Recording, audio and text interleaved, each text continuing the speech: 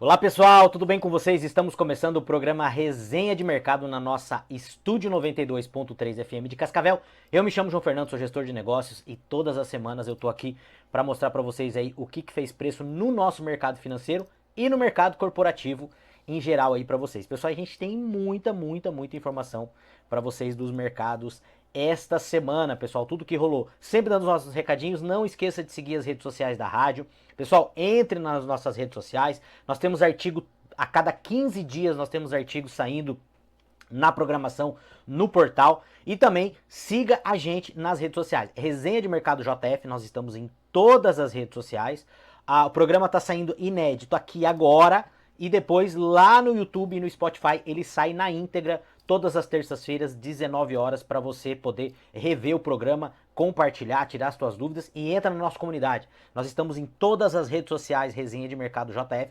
Você entra lá, manda um DM para nós lá, em qualquer direct, em qualquer rede social, e fala que você quer entrar na nossa comunidade. Nós temos a nossa comunidade Resenha de Mercado, onde a gente discute muita coisa sobre investimento, pessoal. Sempre trazendo uma visão do mercado real, né? Tem muita dicotomia dessa questão do mercado real, do mercado de capitais e do nosso mercado real, mas a verdade é que o nosso mercado e o mercado corporativo lá da Faria Lima é o mesmo mercado. A diferença é que a gente está aqui na ponta, a gente vive o dia a dia aqui na ponta. Tá bom, pessoal? Vamos lá que a gente tem bastante informação para passar para vocês hoje. Nós tivemos na quarta-feira passada o resultado aí do Copom, né, e o resultado do Banco Central americano. O Banco Central americano baixou 0,25 a taxa de juros deles, né? E o nosso Banco Central manteve a taxa de juros em 15% e o mercado acabou reagindo. Muita gente falando aí que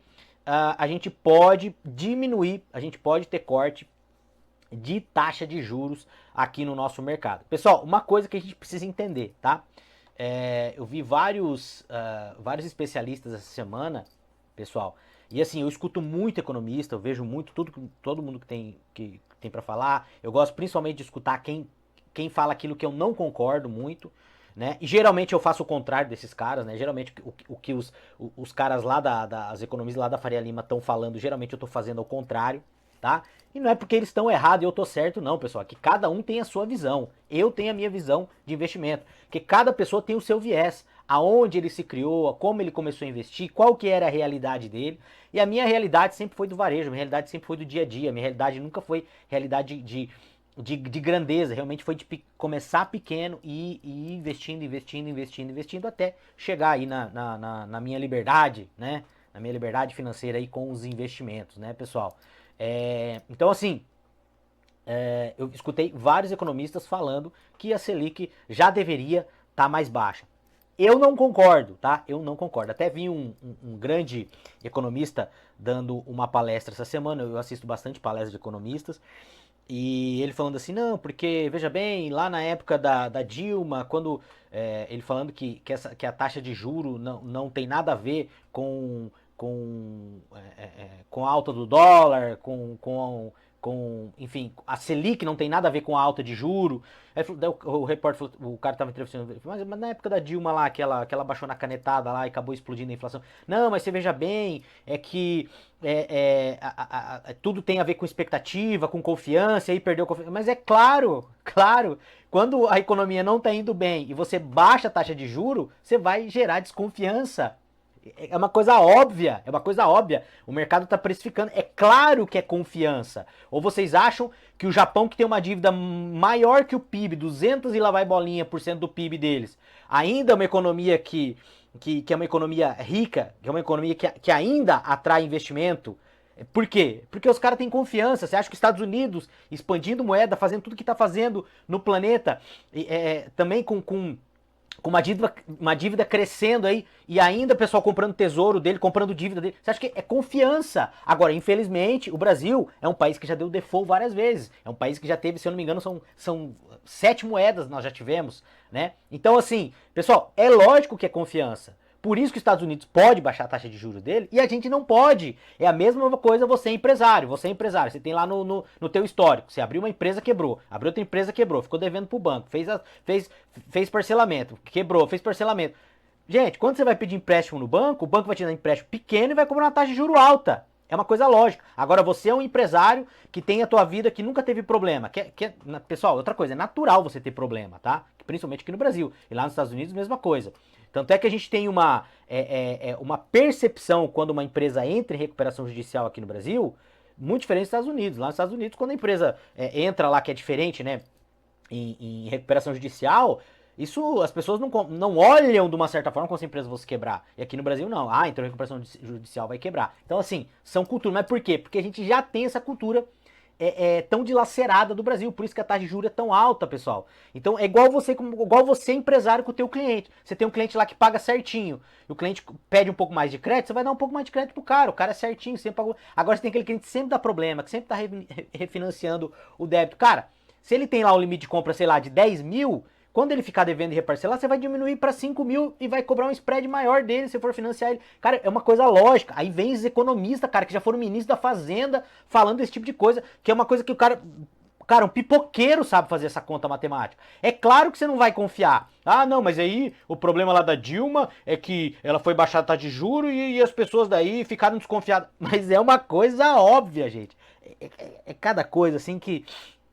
É só por Deus. Mas vamos lá, pessoal. Vamos voltar lá, porque geralmente eu vou atropelando aqui e já vou falando. Eu vou guardando, estudando durante a semana e eu chego aqui, eu acabo me empolgando, é muita coisa pra falar. Mas vamos lá, pessoal. Deixe seus comentários aí se vocês estão gostando do programa ou não, né? Tanto você pode colocar aí o teu comentário positivo, teu comentário negativo, tem problema nenhum, tá bom? Vamos lá. Ibovespa ignorando, tá bom? O Ibovespa ele tá ignorando tudo aquilo que pode acontecer no Brasil, né? E batendo recorde. Lembrando, o gringo não está investindo na bolsa, tá? Quem está comprando é pessoa física. Nós temos mais ou menos, se eu não me engano, 16 bilhões de dólares este ano saindo do nosso mercado. Todo mundo falando que o Brasil tá barato, o preço-lucro do Brasil tá barato, tá barato, tá barato, tá barato, mas pode ficar muito mais barato. O que eu acho? Que realmente tem algumas oportunidades aqui no Brasil. Ah, então você vai investir? Não, porque eu acho que lá fora tem mais oportunidades, tá bom? Então a bolsa aí de novo batendo recorde histórico nominal, tá, pessoal? Se você pegar o nosso recorde em dólar, se eu não me engano, tá 30% abaixo, que foi lá em 2008, lá, antes de estourar a crise imobiliária. 145 mil pontos, uma alta aí de 2,51, tá?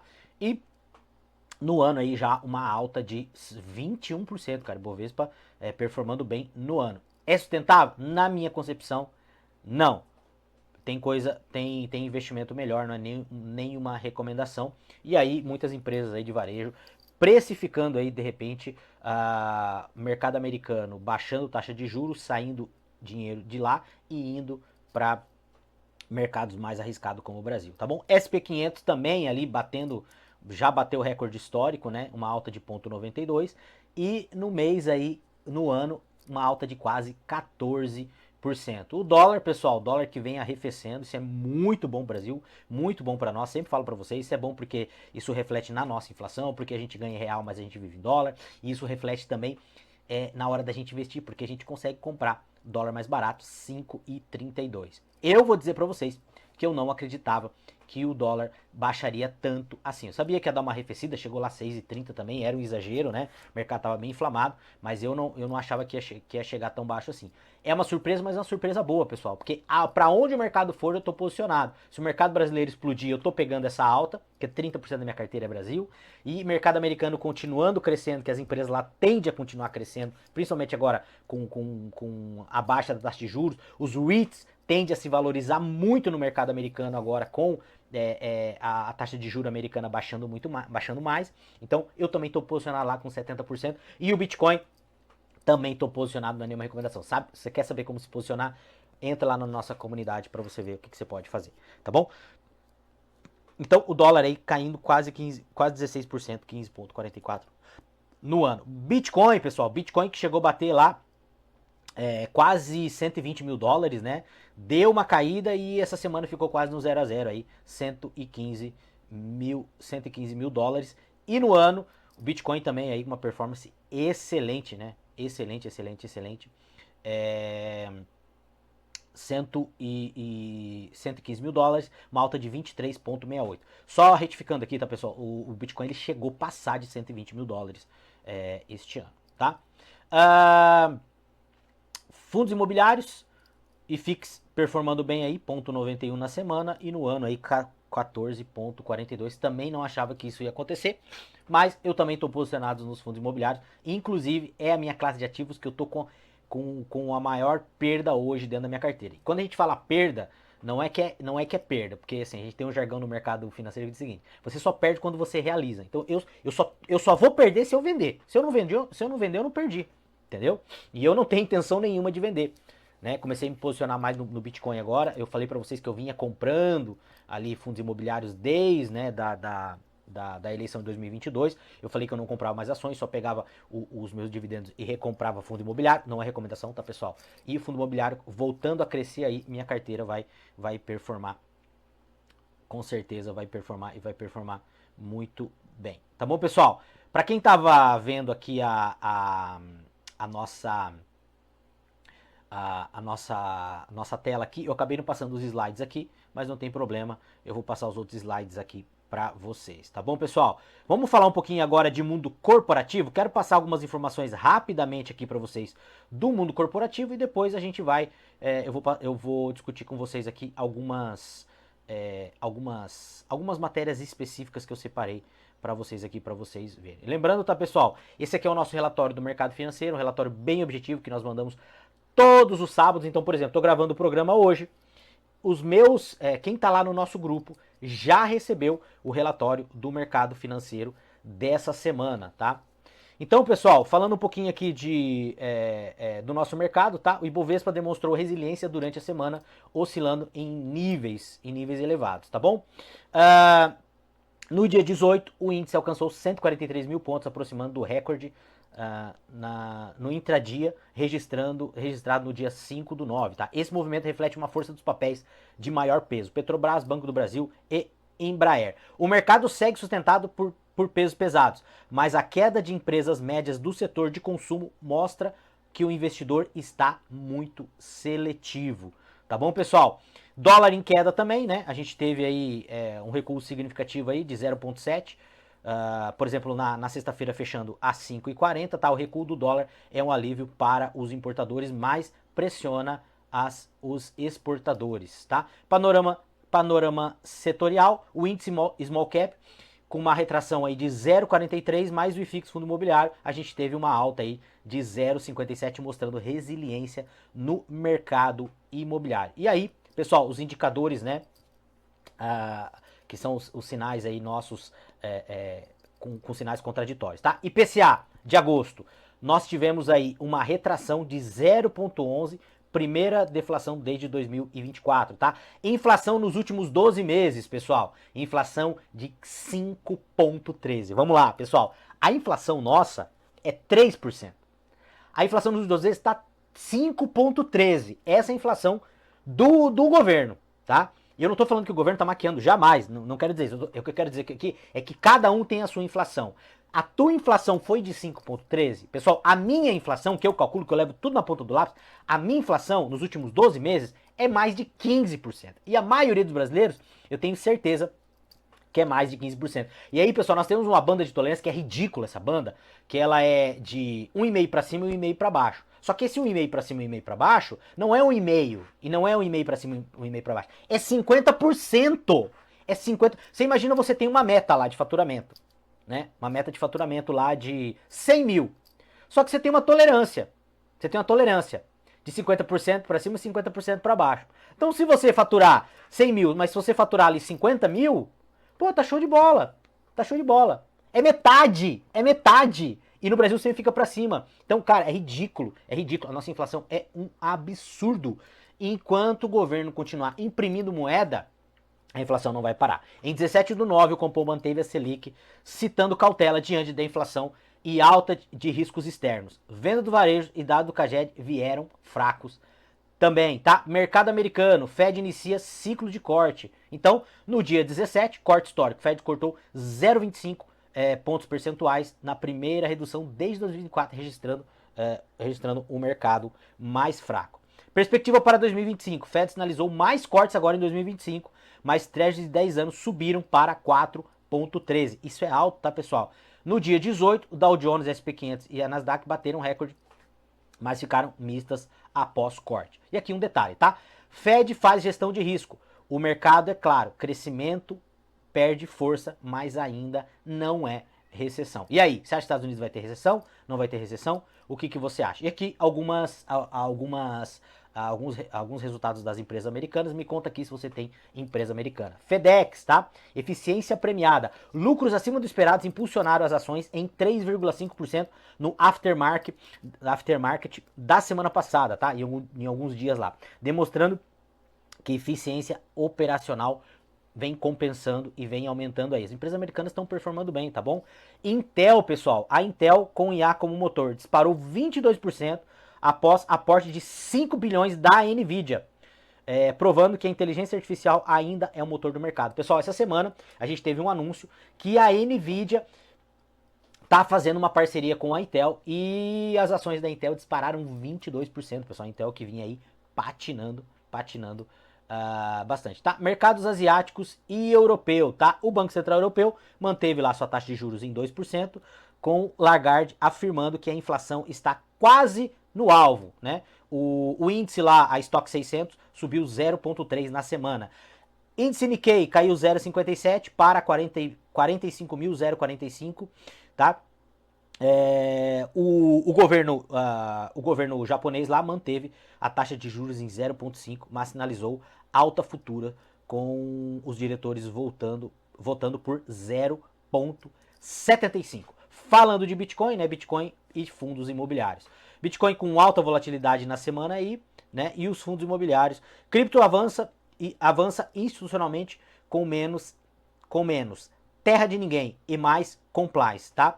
FIIs seguem competitivos contra a renda fixa, mas juros ainda limitam um upside, tá, pessoal? Quando a gente fala que o FII está competitivo em relação à renda fixa, pessoal, se você for olhar a valorização, a rentabilidade, né, quanto tá pagando, de repente a renda fixa, tem muita renda fixa que tá valendo mais a pena que o fundo imobiliário. Agora, se você levar em conta o desconto das cotas, tá? Vale a pena você dar uma olhada em alguns fundos imobiliários aí. Tá bom, pessoal? Então vamos lá. Perspectiva de cenário futuro. Capital externo continua sendo o fiel da balança. Política externa e fiscal batem na porta do investidor, mas oportunidades emergem para quem souber navegar na volatilidade. Aquilo que eu falo para vocês. Para quem tem conhecimento, não existe informação ruim, tá bom? A gente tem que saber navegar com o mercado que a gente tem aí. Tá bom, pessoal? Deixa eu ver o meu tempo aqui. Vamos lá? Vamos comentar mais algumas coisas aqui no nosso mercado. Agora eu quero trazer algumas notícias que eu separei para vocês aqui no Resenha de Mercado. Lembrando, tá, pessoal? Esse relatório do varejo, eu passo para vocês ali todas as semanas. Se você estiver lá no grupo, você recebe os nossos relatórios lá do Resenha de Mercado, tá? Então não deixe de seguir o Resenha lá para você receber bastante informação lá e trocar ideia com a gente. Então vamos lá, pessoal, algumas notícias que eu separei para vocês aqui, né? Deixa eu abrir aqui. Copom mantém Selic em 15%, como a gente já falou ali, tá? Como esperado.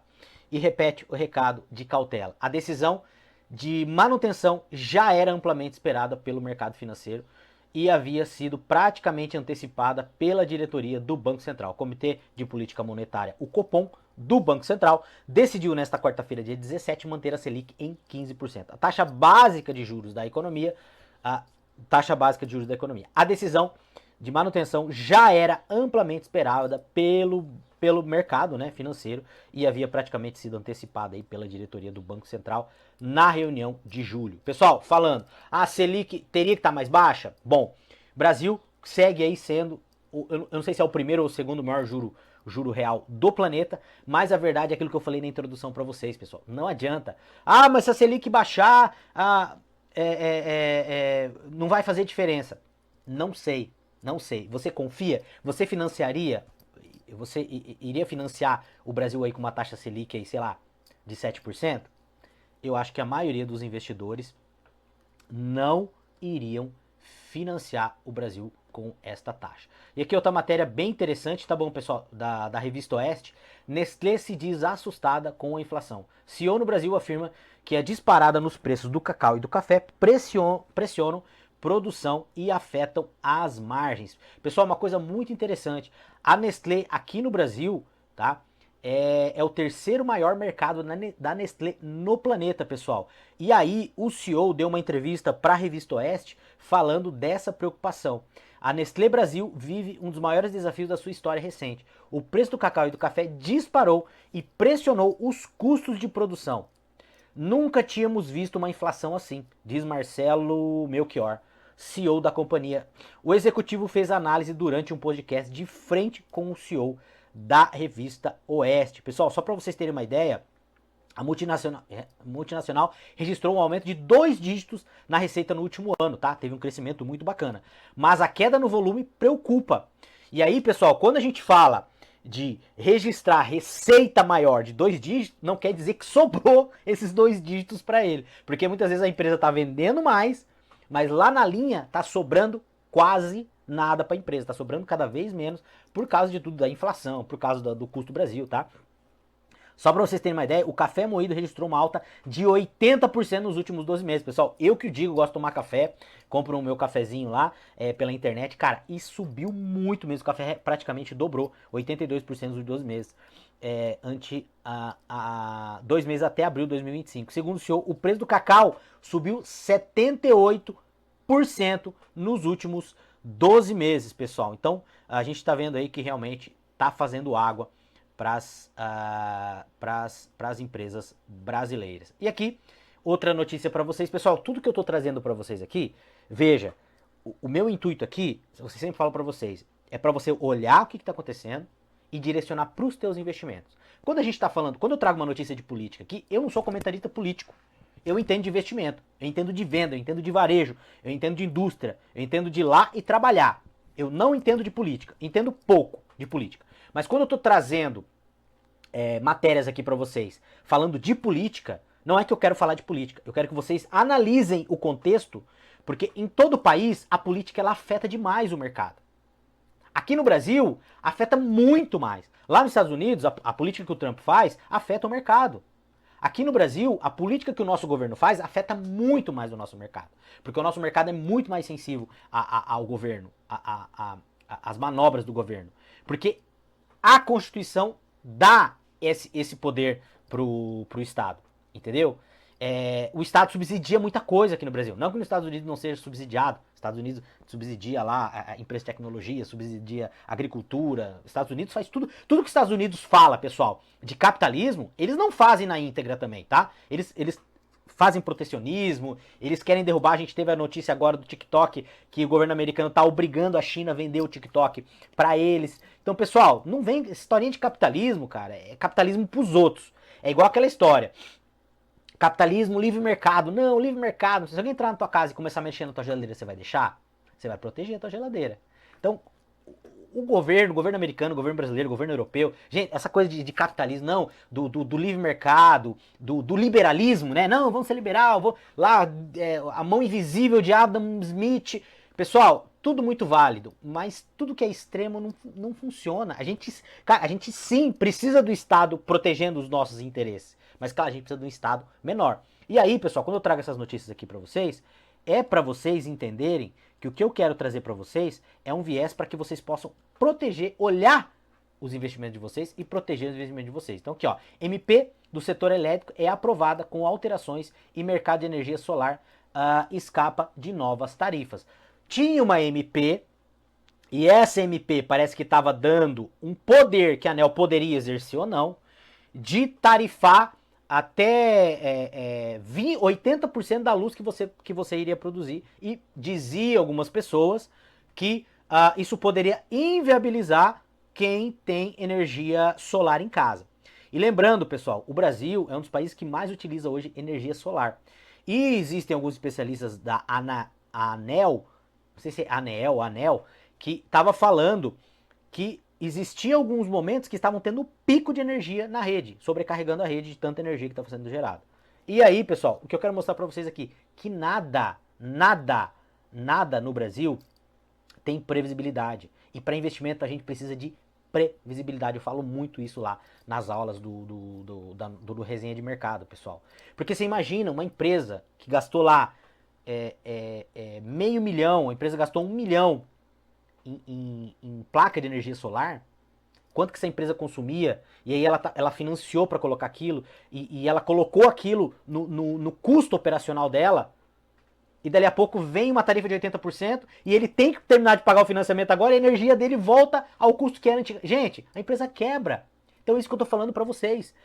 No Brasil não tem previsibilidade, entendeu? E o problema é que a lei permite, a Constituição permite. Então assim, quando eu tô falando aqui, tô falando de governo A ou B.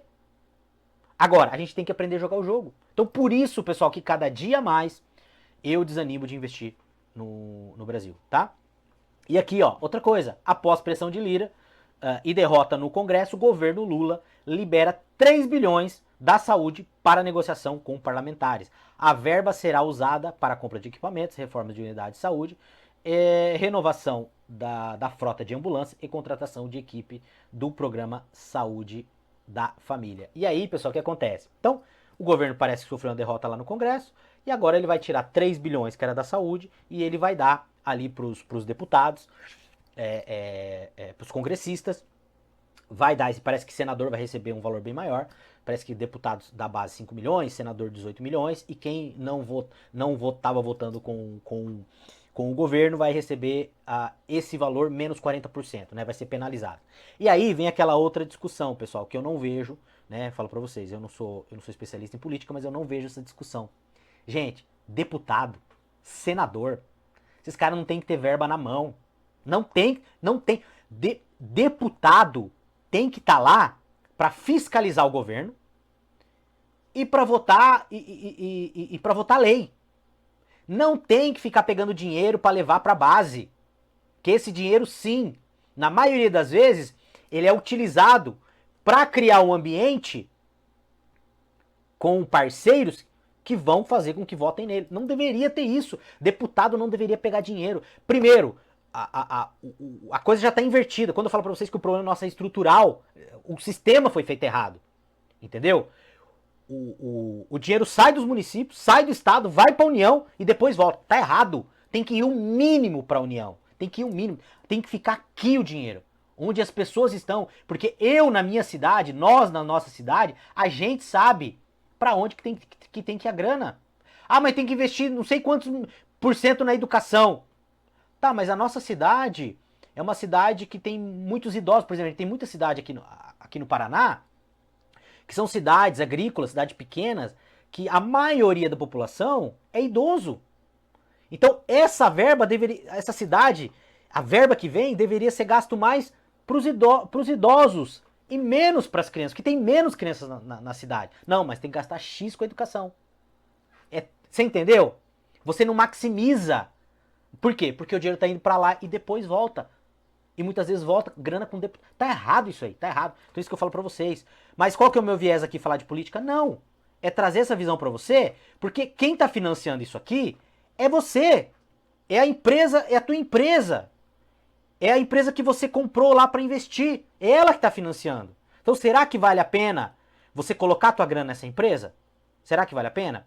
E aí, outra notícia aqui, ó. Prévia do PIB registra terceira retração seguida e indica perda de fôlego da economia brasileira. O IBCBR, que é a prévia do PIB, que é realizado mensalmente, recuou 0,53 em julho, com queda disseminada na indústria, pessoal. Agropecuária e serviço acumulou contração de 1% no trimestre. Então, pessoal, tudo que eu passo aqui pra você, gente, a minha intenção não é nem criticar, não quero nem criticar mais. Entendeu? Quando esse governo foi eleito, os deputados de direita, todos eles falaram que não ia passar nada, que o governo não ia conseguir fazer. Ele tá conseguindo fazer um monte de coisa. E aí? E os nossos deputados de direita? Não sei. Posso estar falando besteira aqui, tá? Outra notícia aqui pra vocês, pessoal. Justiça ordena que investidor entregue seus bitcoins para governo e impõe multa diária de $58 mil até cumprir a decisão. O que aconteceu? Teve um cara lá nos Estados Unidos, segundo o governo ele estava fazendo coisa errada lá com o Bitcoin, a gente não compactua com isso. e o governo falou que ele tem que entregar as palavras-chave para acessar a conta dele do Bitcoin. E aí, pessoal, foram vistos lá que foi feito algumas movimentações de carteira. E a verdade é o seguinte, esse cara vai entregar os Bitcoins pro governo se ele quiser. Claro, provavelmente ele vai ser preso se ele não fizer isso. Mas ele vai entregar se ele quiser. Quando você tem o teu dinheiro na tua autocustódia, a tua autocustódia, carteira fria ou carteira quente, o que é carteira fria ou carteira quente? Carteira fria é aquela carteira que é um pendrive que você conecta ali, você tira da internet, as tuas palavras estão ali. Né, o acesso do teu Bitcoin está ali. Se não está conectado na internet, não tem como ninguém acessar. As pessoas só conseguem acessar quando você vai fazer alguma transação na internet. E tem a carteira quente, que é a carteira que você pode ter aquela carteira, mas ela fica dentro da internet, ela é mais arriscada. Só que quando você está com essa custódia, se você não entregar as palavras, cara, ninguém consegue. Então, tome muito cuidado. Bitcoin não é para ficar em corretora. Não estou falando aqui protegendo quem faz coisa errada. Quem faz coisa errada tem que se ferrar mesmo, tem que devolver aquilo que roubou. Mas você que você que é um cidadão honesto, que paga, declara, por exemplo, eu tenho muito, né?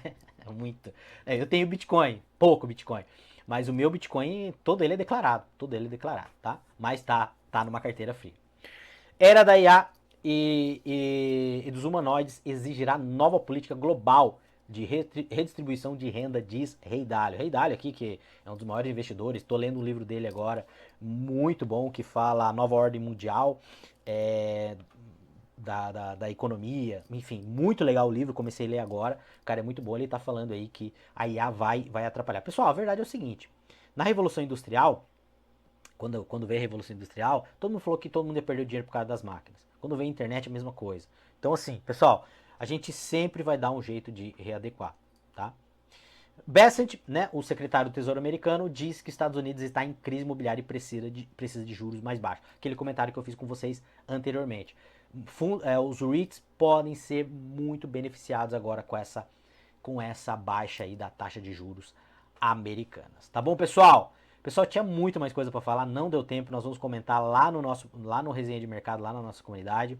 Se você não entrou, entra lá ainda, não esquece de seguir as redes sociais da rádio. Ah, esqueci de falar no começo, quer ser nosso patrocinador? Entre em contato, Resenha de Mercado JF, aliás, resenha de mercado, grupojgestão.com.br, WhatsApp 45 30 37 24 33, ou você pode entrar direto aí com o comercial da rádio para patrocinar o nosso programa Resenha de Mercado.